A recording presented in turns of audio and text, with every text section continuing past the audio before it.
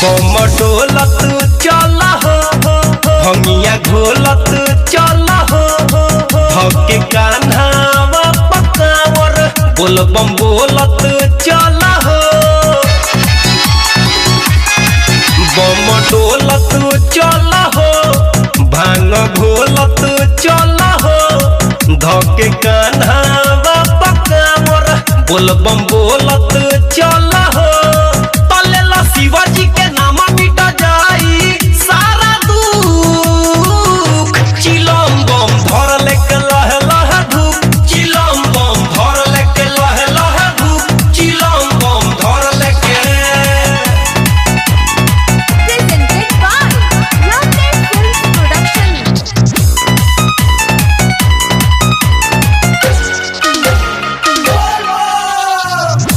आप सुन रहे हैं पटेल की आवाज में।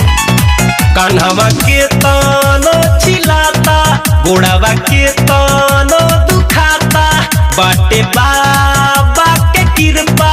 यही से तनिको ना बुझाता कान्हावा के तानो चिल्लाता गोड़ावा के तानो दुखाता बाटे बाबा के कृपा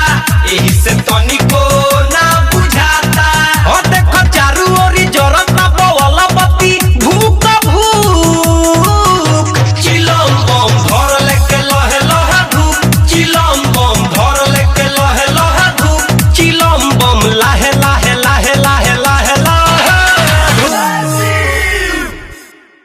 अगर आप भी चाहते हैं SK म्यूजिक की ऑडियो वीडियो सबसे पहले आप तक पहुंचे तो मेरे चैनल को सब्सक्राइब करें और बेल आइकन दबाना ना भूलें।